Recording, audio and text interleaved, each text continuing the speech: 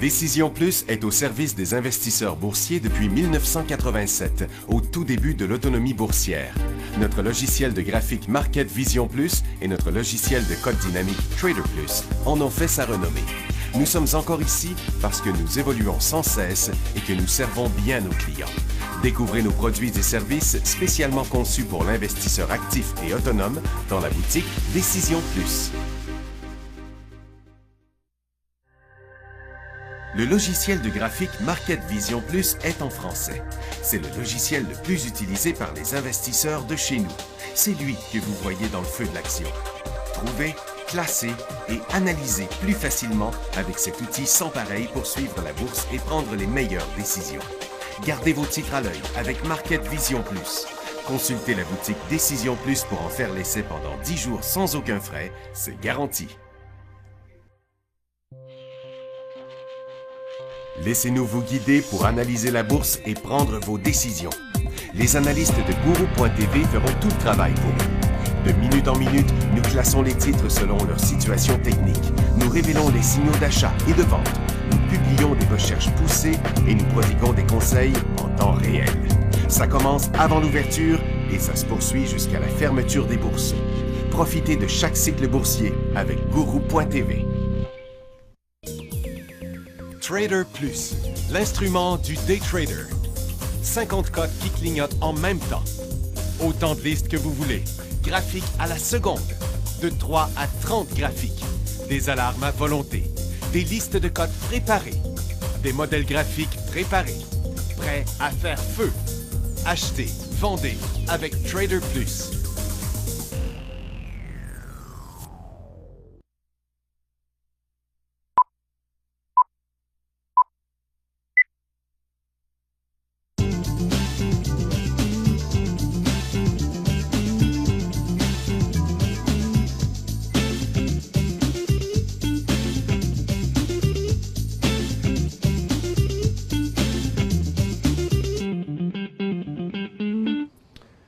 Bonjour tout le monde, bienvenue dans le feu de l'action mercredi, le 10 février 2016. Le marché qui était fortement en hausse ce matin, ça s'est bien calmé. Là. Pour l'instant, le marché de Nasdaq qui montre encore une hausse intéressante de 55 points, mais juste 28 points sur Nasdaq, 33 à Toronto. Ça a été plus volatile que j'aurais pensé. Il y a différentes choses qui sont arrivées au niveau... Il y a Janet Yellen qui a parlé à 10 heures. Son allocution avait été publiée à 8 heures ce matin, 8-9 heures ce matin. Les marchés étaient plus en hausse. Après ça, avait commencé plus bas. Ça a chuté. Ça a remonté fortement. À 10h30, le pétrole s'est enflammé. Puis après ça, il est revenu. Un peu bizarre. Le marché est demeuré quand même avec une certaine volatilité, comme je disais, plus que je pensais. Mais pour l'instant, c'est l'interruption là, du cycle baissier. Puis on n'a plus de direction sur le marché. Up and down, oui, mais sans trop savoir où est-ce que ça va aller.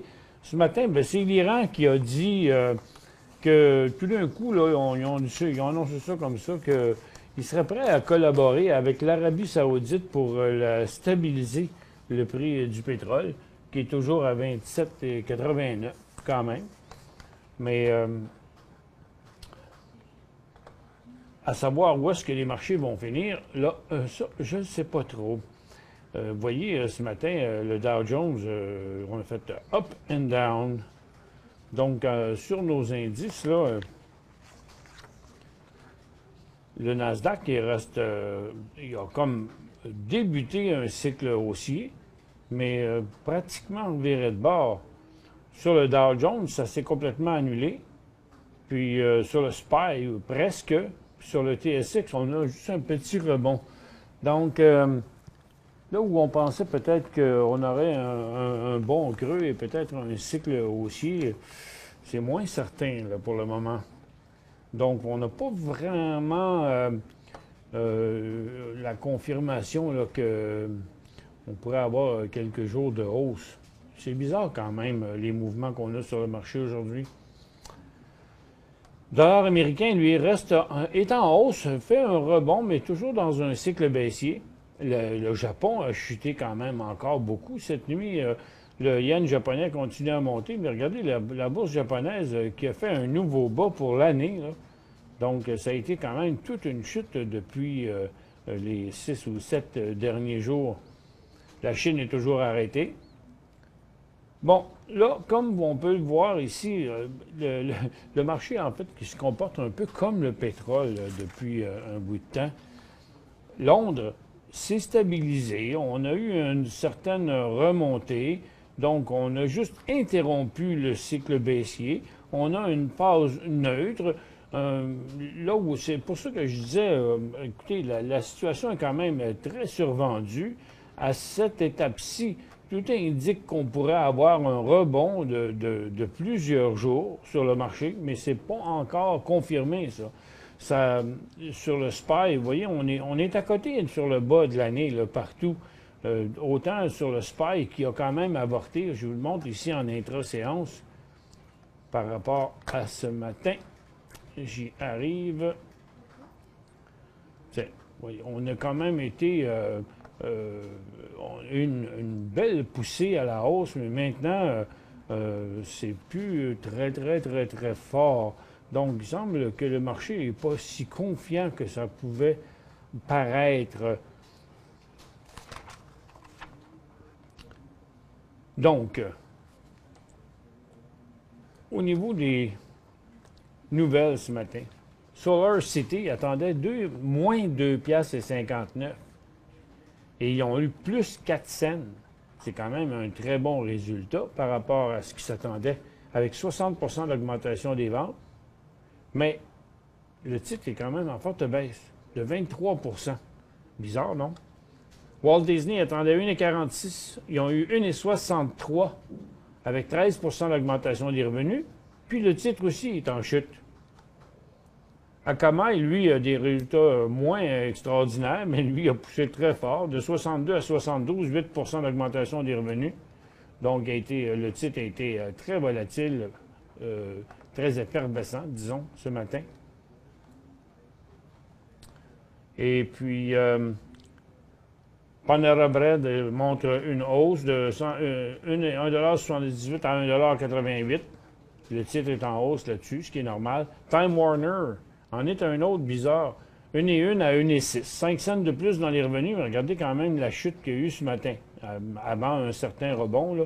Donc, comme le marché va peut-être commencer à nous montrer un creux. C'est OpenText qui est le plus surprenant, qui attendait 90 cents, a eu 1,1, mais 0,5 % de baisse de revenus. Puis regardez la force que le titre a montré ce matin. Donc, les résultats financiers montrent des comportements assez bizarres quand même sur les graphiques.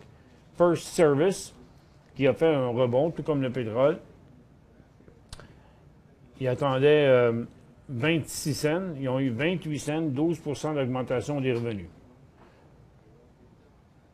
CTI Biopharma, qui est en baisse de 42 % ce matin. Ce qu'ils disent, c'est qu'ils ont mis fin à l'essai clinique du pacritinib. Juste de prononcer ça, ça rend malade. Donc, un titre qui est rendu à 28 cents. Ça ne vaut pas trop bien pour cette compagnie-là. Celgene est en cycle haussier, dans sa tendance baissière. Il élargit sa relation de gestion des données d'essais cliniques avec Mediadata.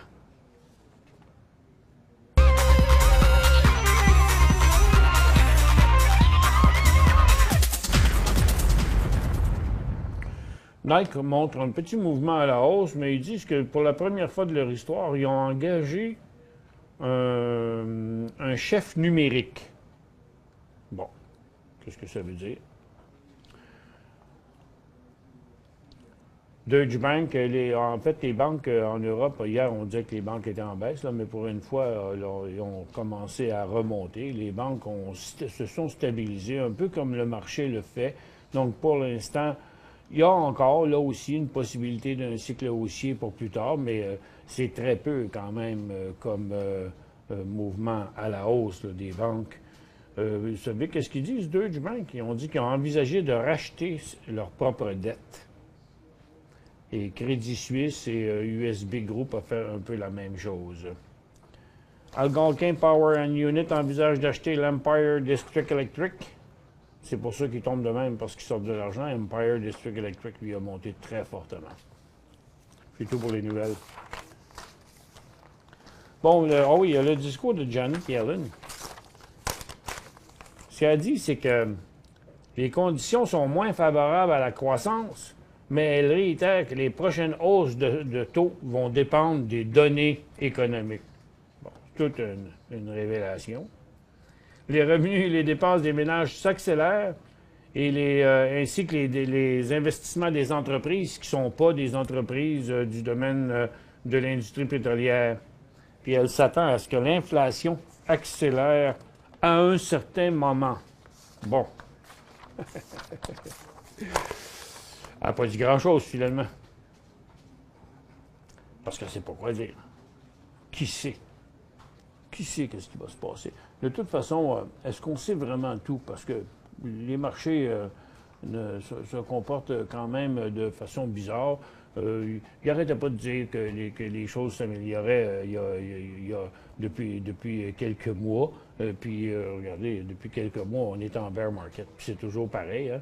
Et il n'annonce pas ça d'avance. Là, pour l'instant, le marché de Toronto, il repart quand même à la baisse pas mal. Regardez le pétrole comme ça, c'est le mouvement que je vous montrais à 10h30.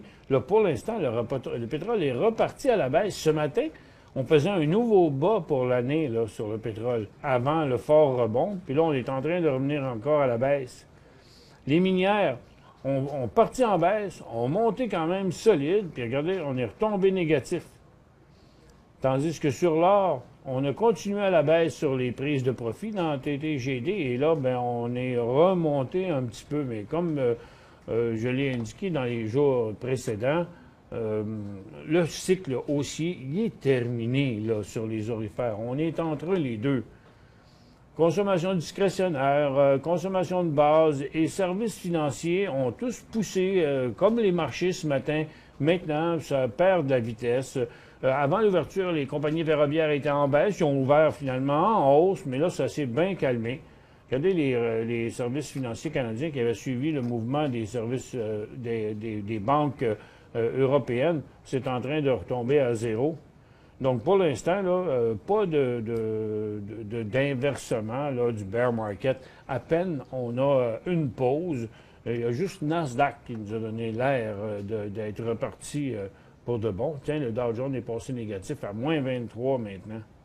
Le Dow qui a été quand même en hausse pas mal ce matin Tiens, Nasdaq qui chute là, beaucoup. Là. Le Dow Jones est quand même monté à 16 200. Donc, il a monté de 200 quelques points et il les a tous reperdus. Ce qui n'est pas rien. Je ne m'attendais pas à autant de volatilité, même aujourd'hui.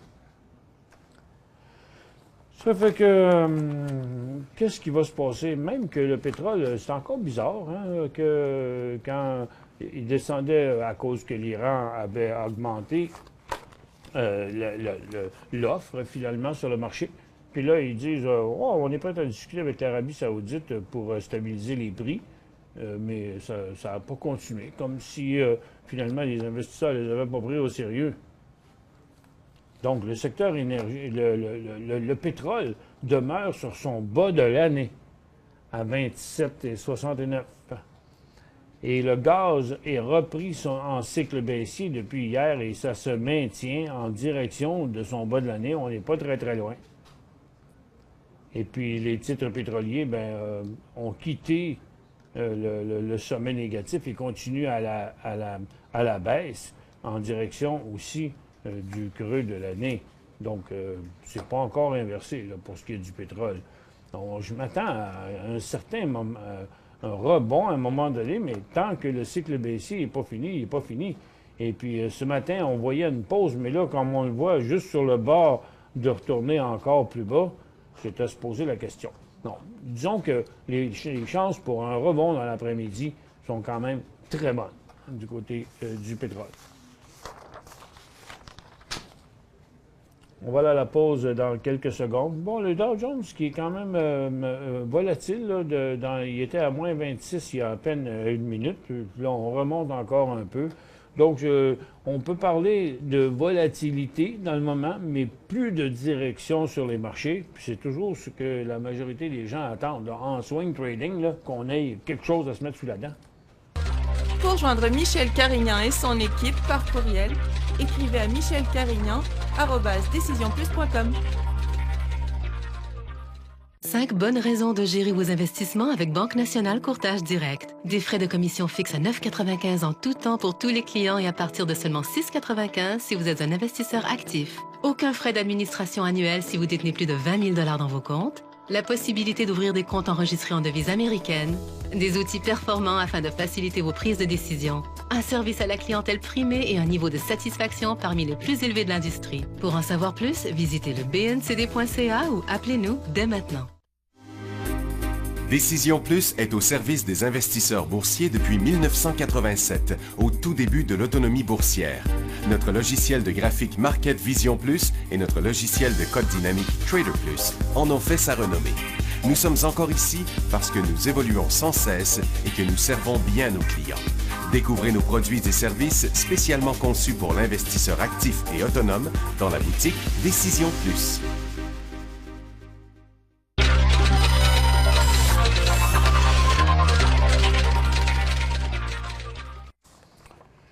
Petit détail ici sur HVU. Je suis tombé là-dessus, comme je vous ai expliqué tantôt, que le Dow Jones avait bougé de 200 points à la baisse là, à partir de son sommet de ce matin. Et puis HVU, lui, a bougé de 4 $ à la hausse. Donc, autrement dit, 100 points sur le Dow ou l'équivalent sur le SPY, parce qu'en fait, ça suit pas le Dow, mais ça suit plutôt le SPY. Mais disons que pour comparer, là, 200 points sur le Dow équivaut à 4 $. Donc 100 points du Dow équivaut à 1 $ du SPY, qui est à peu près pareil, mais c'est parce que ça ne se compte pas pareil en points, là. Le SPY à 188, de 188 à 186, c'est 188,25 à 186,25, c'est comme 2 points, là. Mais 2 points équivaut à 4 $. Donc, autrement dit, HVU vaut 2 piastres du point sur le SPY. Petite référence, comme ça, en passant.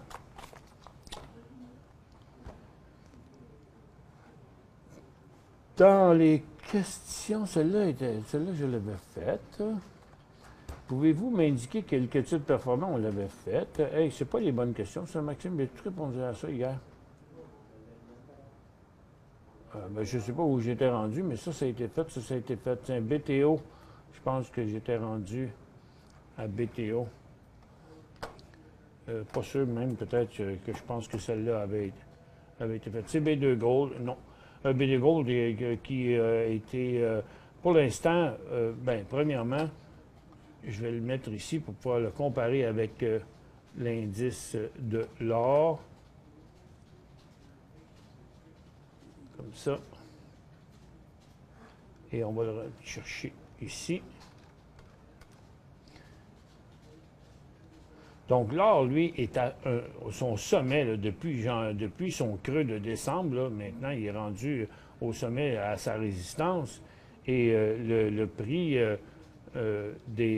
l'or est... Ah, ça n'a pas marché, mon affaire. Bon. Et, mais B2 Gold est bien en retard, donc c'est loin d'être le plus performant. Il a quand même remonté dans le mois de janvier, mais si on le compare aux titres aurifères, B2 Gold, je vais effacer ces lignes-là, B2 Gold serait comme ici, tandis que les aurifères sont là. Donc c'est un des titres aurifères les moins performants. ATD.B.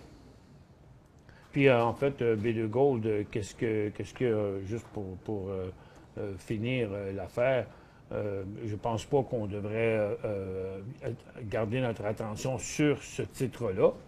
Mais si vous l'avez, bien, sa tendance baissière reprendrait en bas des 1,10 $.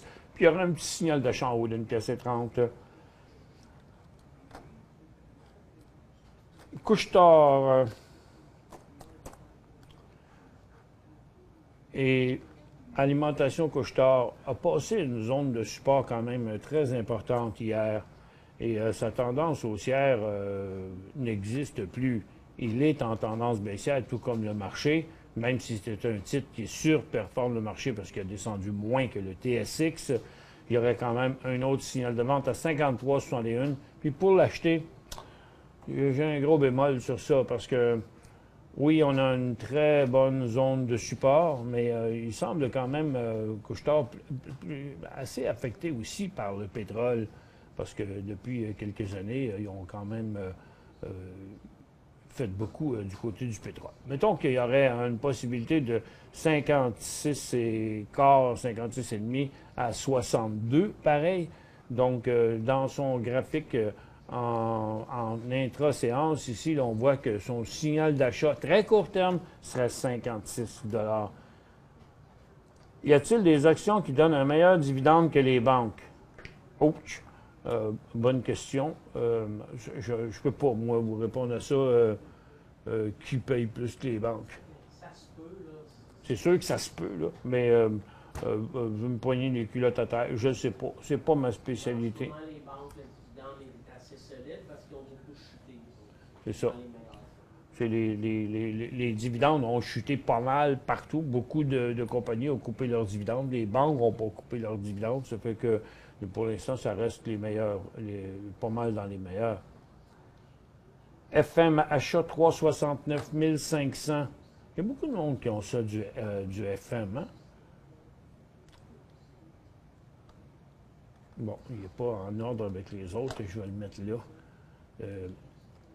Le secteur minier est retourné en cycle baissier à très court terme, mais il suit quand même une certaine petite tendance. C'est plus le secteur qui chute le plus parce qu'il est très bas. Le Tech reste un des plus solides, vous voyez, par rapport à l'indice minier. Mais First Quantum, lui, est beaucoup plus faible que Tech. Parce que lui, il suit une direction à la baisse. Toujours à côté de sa ligne de tendance, comme les autres, tout comme Tech. Tech est le plus performant. Vous avez acheté à 3,69 500. Il a rebondi, rebond auprès de 5 $. Je ne comprends pas ce que vous voulez dire par ça. Vous pensiez qu'il pourrait aller jusqu'à 5, 3,69 500. Là, il vaut 3 $. Il est pas mal sur un point de revirement. Je vais vous le montrer dans un graphique intra-séance ici. Donc, au point où il est là, il y aurait encore un autre signal de vente parce que, disons que sa tendance est genre comme ça, là, à très court terme, celle-ci que l'on voit dans le graphique quotidien. Et on est à un cheveu d'un autre signal de vente sur First Quantum qui serait à 3,09 $. Mais on a eu cette même question-là hier. C'est pas JP, mais c'était une autre personne, mais qui était à peu près similaire. Ça veut dire que, parce que je pense que c'est 3,69 $, justement, c'est le 4 février que vous avez acheté ça. Titre d'Ancana, on achète, ben c'est du pétrole, là, ça, là. Ancana, c'est ECO, ça? ECA? Ancana? Non, sûrement pas, parce que, écoutez, Ancana fait comme le secteur énergie, se dirige à la baisse, il n'y a rien d'inversé, puis il n'y aura pas de rebond avant qu'il ait touché au moins les 4,50 $.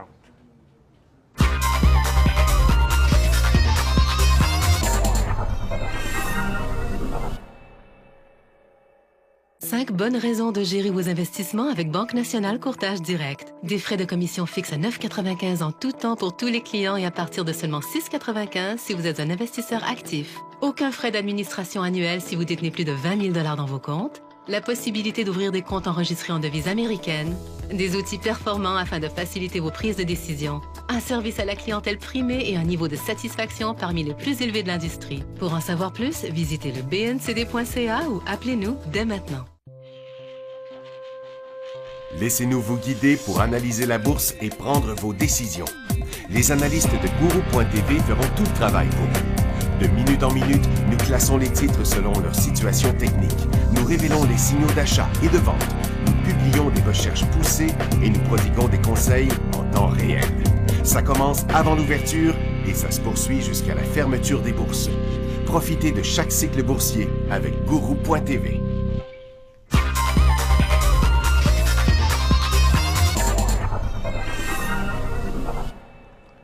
La question de Laurie, que faire avec K qui est Kinross, si votre titre c'est un titre de Toronto, parce que si c'était à New York, ce serait Kellogg. Ben, regardez, l'or, comme j'expliquais tantôt, là, est remonté solidement depuis quelques semaines. Les titres aurifères, eux, ont commencé par montrer un plafonnement, puis là, il y a eu des prises de profit. Maintenant, le creux est là, tandis que l'or est encore en haut. Donc, les titres ont subi des prises de profit importantes. Par contre, Kinross, moins, beaucoup moins. Il est d'ailleurs remonté à son sommet. Donc là, ce qu'on ne sait pas, Laurie, c'est si vous avez des positions là-dessus, si vous en avez acheté, puis quel prix vous avez payé. Bon, il y aurait un signal de vente à 3,12. Il y aurait un autre signal d'achat aux alentours de 3,70. Toutefois, si vous en avez, vous pourriez aussi réduire votre position à son prix cher, comme ça, puis en racheter, peut-être même d'un autre titre pour répartir votre risque, lorsque le secteur redécollerait. Puis s'il chute, ben, vous avez déjà pris des profits au maximum. Je réduirais encore lorsqu'il tomberait à 3,17 $. 10 pour 1 Bombardier pour faciliter sa descente. Oui, mais c'est ce qui arrive souvent. Quand les titres arrivent pas chers, mais habituellement, ça ne se passe pas à 80 cents, ça se passe à 3-4 cents. Là. Mais c'est tellement le cas souvent qu'on voit des consolidations parce que les compagnies ne sont plus pris au sérieux quand les actions valent pas cher. Donc, ils consolident le prix, ils remontent en haut, puis là, ça redescend tranquillement, tranquillement. C'est un fait. Reg. Ah, on va y aller le voir. Tiens, Bombardier, qu'est-ce qu'il fait aujourd'hui? Bon, après son rebond hier, ben, quand même, il a inversé son cycle baissier aujourd'hui. Mais je ne prendrai pas ça trop au sérieux pour l'instant. Là, c'est juste un petit rebond comme tel. Pour l'instant, puis regardez le volume, comment, même si c'est 3,4 millions, là, par rapport à lui-même, c'est quand même assez faible. Moi, j'attendrais plus un deuxième mouvement là-dessus qu'un mouvement de même. Là. Il y en a eu tellement des premiers mouvements dans l'année, là, puis que ça n'a jamais rien donné. C'est sûr que vous allez dire que c'est pas cher, là, mais moi, ce que j'attendrais dans un cas, peu importe là, que ça se passe au prix actuel ou plus tard, j'attendrais une pause de côté et après ça, suivi d'un nouveau décollage qui montrerait comme deux creux, là. Tiens, attends un peu, je vous le...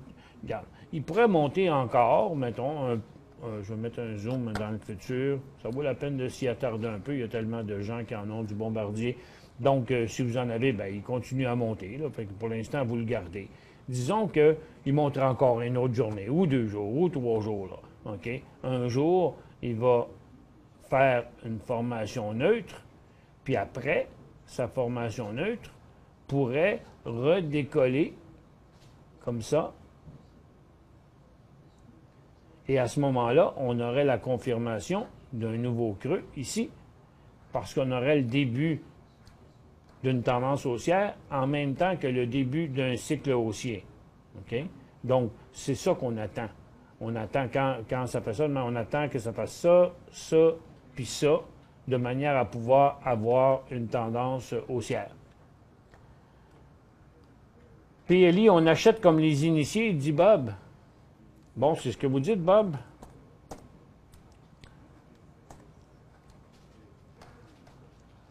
PLI qui a souffert parce que le secteur du healthcare médical a souffert aussi. Pour l'instant, je ne peux pas voir encore un point d'achat là parce qu'il est encore à l'intérieur de sa tendance baissière. Et donc, le temps n'est pas venu encore. Mais vous voyez, de la manière dont ça se présente en intra-séance, ça pourrait être intéressant si le titre passait à comme 2,30, 2,30, 2,35, parce que il est déjà en situation pour montrer l'inversement de son cycle. Mais c'est juste pas encore fait parce que vous voyez, le cycle baissier qu'on a ici, c'est la tendance qu'on a là. Donc, il manquerait encore là, un gros de 2,15 à 2,30. Il manquerait encore 15 à 20 cents.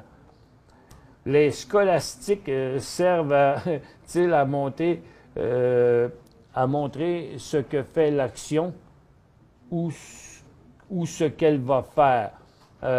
Servent à montrer ce qu'elle va faire. Puis ce n'est pas scolastique, mais c'est stochastique. S-T-O-C-H-A-S-T-S-I. T'es ici.